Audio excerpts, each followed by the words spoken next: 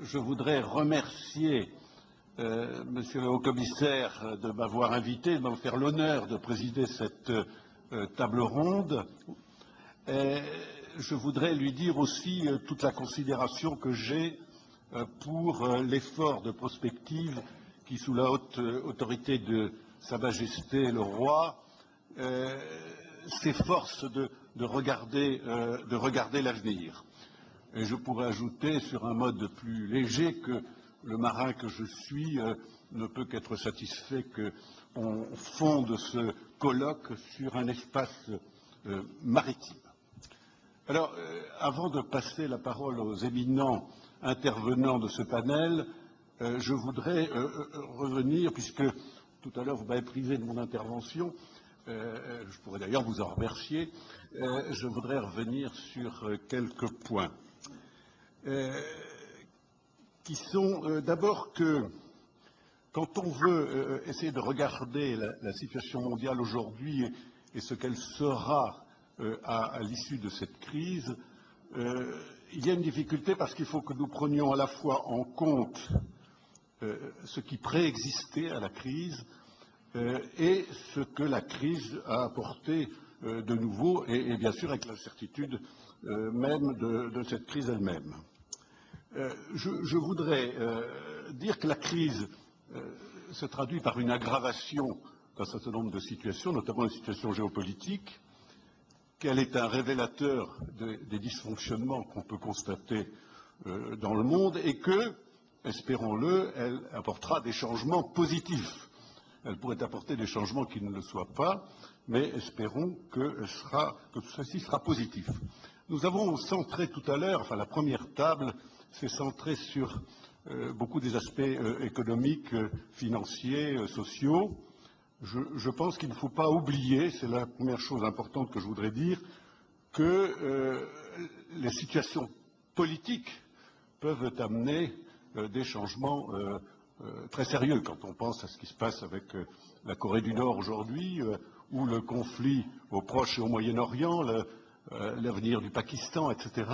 Il y a aujourd'hui beaucoup d'incertitudes sur la situation géopolitique mondiale qui font qu'à côté de la crise économique, subsistent des crises géopolitiques qui, elles, peuvent à tout moment faire repartir la crise. Imaginons à un instant, par exemple, que le détroit d'Ormuz soit fermé à la suite d'une intervention sur l'Iran.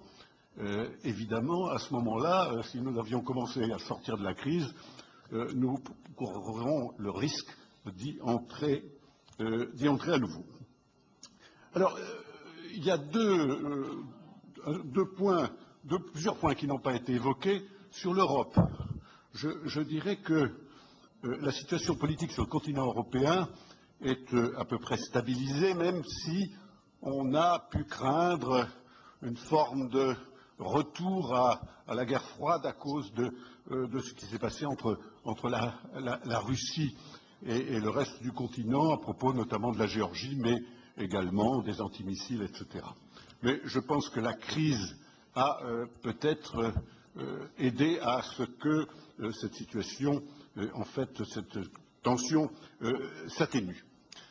S'agissant de l'Union européenne, elle est évidemment en difficulté politique, on voit bien, et économique. On voit bien les problèmes qui se posent et les élections qui vont intervenir montrent que il est assez difficile d'intéresser clairement les opinions européennes, les opinions des pays membres à cette élection. Je dirais qu'il y a un point qui mérite quand même d'être regardé, c'est que, au fond, les pays de la zone euro ont probablement mieux résisté que les autres. Le dernier point à propos de l'Europe sur lequel j'insisterai, c'est celui du retour de la France dans l'organisation intégrée de l'OTAN. Je pense que ceci était inscrit dans l'histoire. Nous ne sommes plus du tout à l'époque où le général de Gaulle prenait les dispositions qu'on connaît. Je crois que c'est assez important parce que c'est en même temps la constatation qu'on a faite des deux côtés de l'Atlantique qu'aujourd'hui, il n'y avait pas d'organisation ni de pays qui soit capable de gérer les affaires du monde seul et qu'il fallait trouver les voies de la coopération. Et la France, en rentrant dans l'organisation militaire, a supprimé une zone de confrontation qui était certainement très, très regrettable, et je crois qu'il faut en rendre hommage au président Sarkozy. S'agissant de la Méditerranée, je pense que la situation n'est pas tout à fait satisfaisante. Bon, on avait le processus euro-méditerranéen, il a eu des résultats mitigés, mais ce processus, on a voulu le relancer, très heureusement, avec l'Union pour la Méditerranée. Malheureusement, la crise est arrivée d'une part, la tension, le regain de tension au Proche-Orient d'autre part, font que aujourd'hui on peut être préoccupé sur l'avenir. Mais je dirais les idées sont lancées et je pense qu'il était heureux qu'on essaie de repartir sur des bases modifiées. Un point particulier qui touche le Maroc, c'est évidemment la situation de l'Union du Maghreb arabe qui aujourd'hui est politiquement difficile et qui est un obstacle d'une certaine façon au progrès en Méditerranée.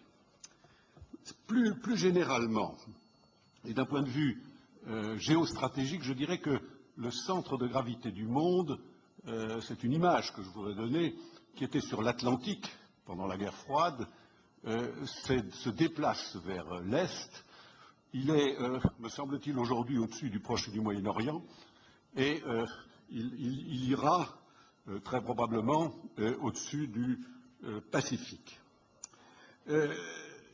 La crise du Proche et du Moyen-Orient est essentiellement préoccupante. Je ne vais pas entrer dans le détail, mais on a à la fois le conflit israélo-palestinien, on a l'Irak, on a l'Afghanistan, on a le Pakistan, et derrière tout ça, on a l'Iran et la tentation nucléaire de ce pays. Et donc, la question qui va se poser, c'est de savoir comment le dialogue va s'établir entre la nouvelle administration américaine et les autorités iraniennes. Et il est certain que le risque d'une conflagration qui existait jusqu'à l'élection du président Obama, la tentation israélienne de préempter une décision américaine, tout ceci doit être pris en compte pour notre appréciation de la situation mondiale.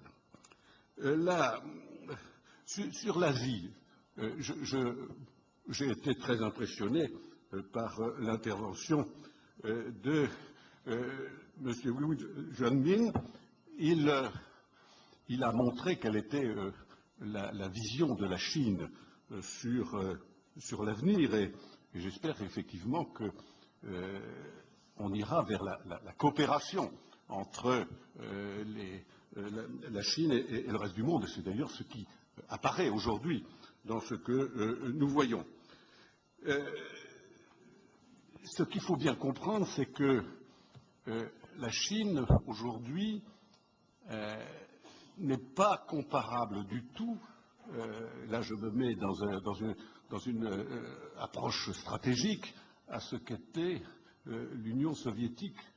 Avant, l'Union soviétique était une puissance essentiellement stratégique, militaire. Aujourd'hui, nous avons un grand pays, la Chine, qui est à la fois et d'abord une grande puissance économique et qui en même temps, progressivement, devient une puissance stratégique, une superpuissance stratégique. Et donc, nous aurons à terme dans le monde deux superpuissances qui sont des superpuissances que je pourrais qualifier de complètes.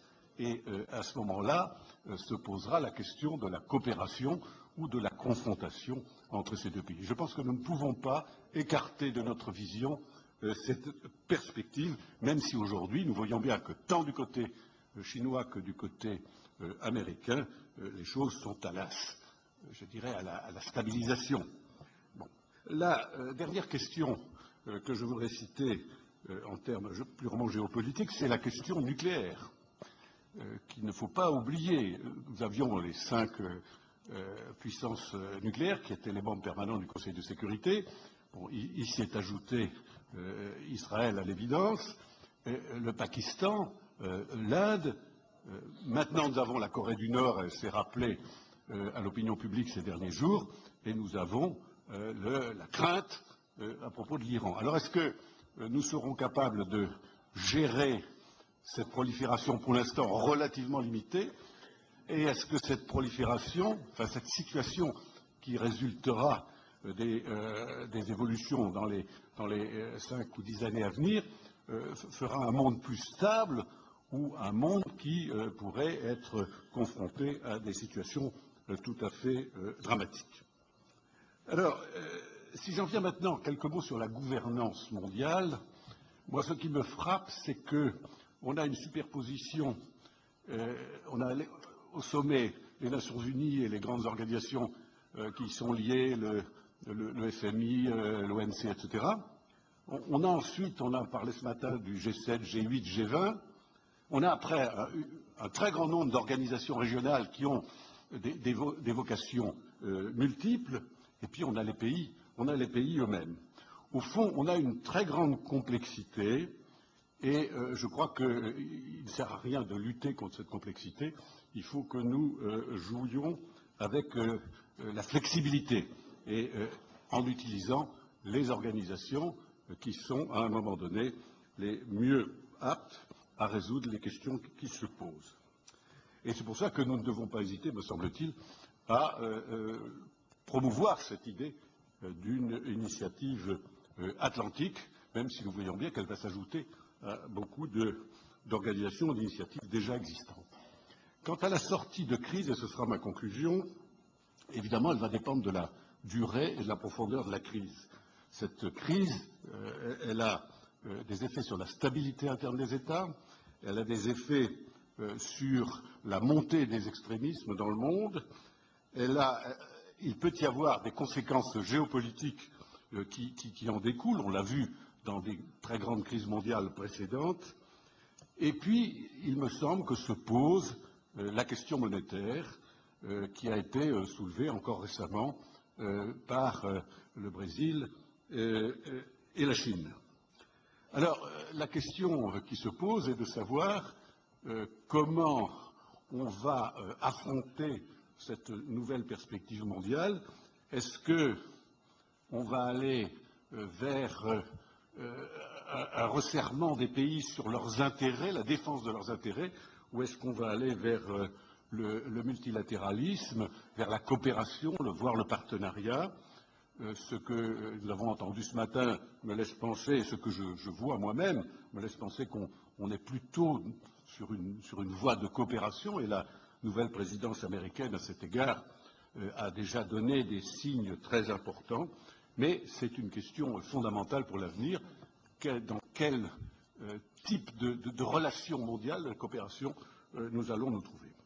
Voilà, je vais en tenir là. Voilà ce que je voulais dire en quelques minutes ce matin, enfin tout à l'heure, avant d'entrer dans cette table ronde. Alors, cette table ronde, cette fois-ci, nous amérissons dans l'Atlantique. Et la question qui est posée, le titre de cette table, c'est quelle est la pertinence de l'espace atlantique? Et c'est évidemment au cœur du débat de ce colloque.